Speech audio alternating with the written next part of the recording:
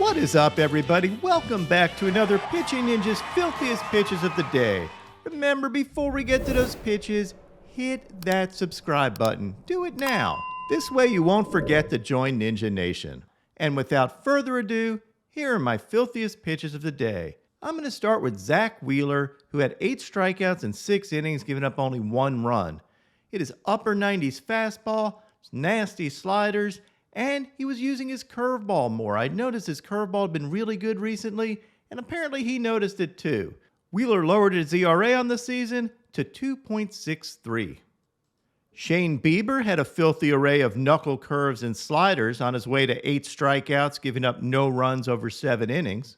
Even though Bieber's velo is down this year, those breaking pitches are still nasty. In fact, they're so nasty, sometimes all you can do is stare at them. Bieber's ERA dropped to 3.21. Jonathan Heasley had 5 strikeouts in 5 1/3 innings thanks to these pretty curveballs.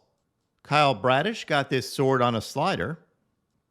Carlos Carrasco had 9 Ks in 6 2/3 innings thanks to his sliders and splitters. Filthy stuff from Cookie.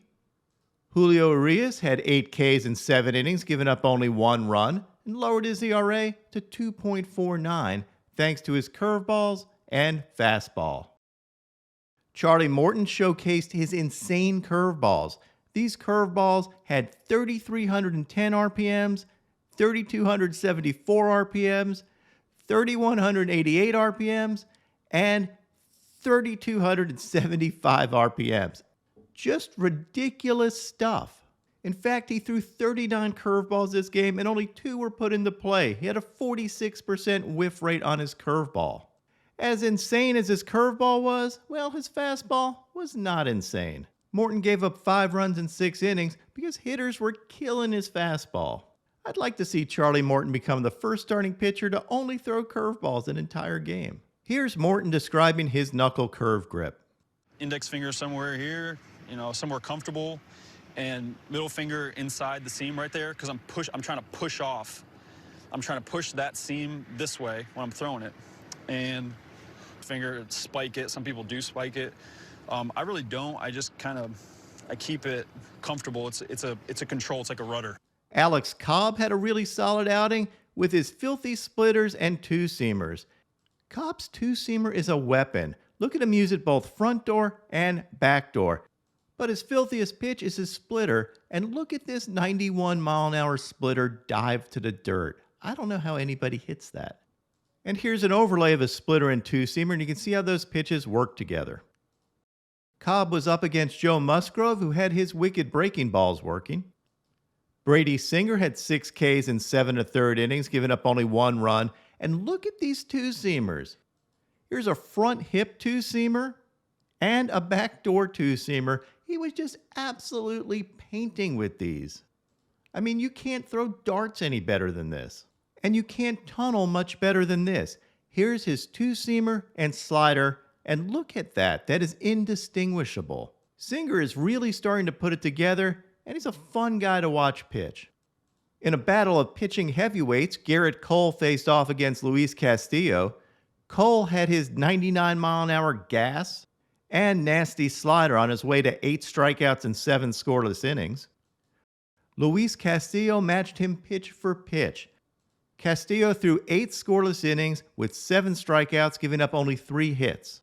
He had upper 90s 2-seamers and nasty sliders, and I love this overlay of his 98-mile-an-hour 2-seamer and 88-mile-an-hour slider. You can see how they start out down the middle and then peel off in different directions. Good luck. James Caprillion made perhaps the play of the night. I mean, look at this. Falling down and then has the ball pop out of his glove and still makes the catch. Just proving again, pitchers are the best athletes on the field. And if you need more proof of it, Caprillion was up against my filthiest pitcher of the night, Shohei Ohtani. Shohei threw 6 scoreless innings with 5 strikeouts thanks to these frisbee sliders and disgusting splitters. This slider had 16 inches of horizontal break. Ohtani picked up the win this game and became the first Major League player since 1918 to have 10 wins and hit 10 home runs in a season. You might have guessed the other player was Babe Ruth. And since Shohei tied Babe Ruth, of course he had to show off his power with this home run. He remains the king of the pitchers who rake club. Now onto my filthiest relievers. Trevor May had these 3 strikeouts. AJ Minter had this 97-mile-an-hour heat.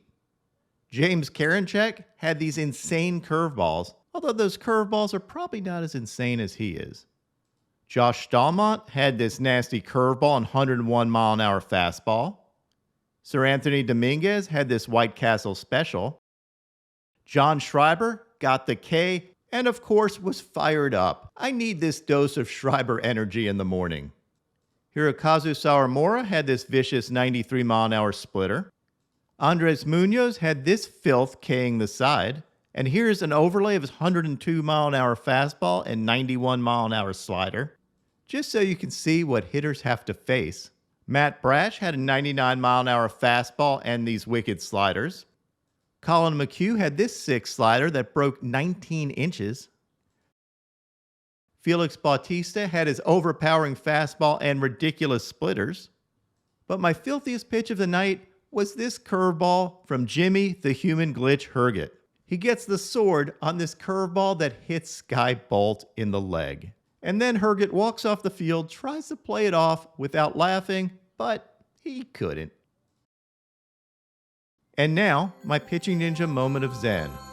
We've all heard of sliding into DMs, but I never thought the DMs would slide back.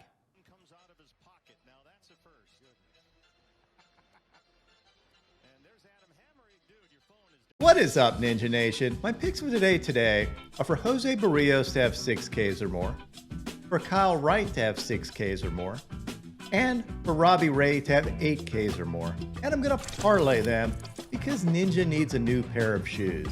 Now, I already have sweet shoes. I mean, check these out. Come on. What would your picks of today be?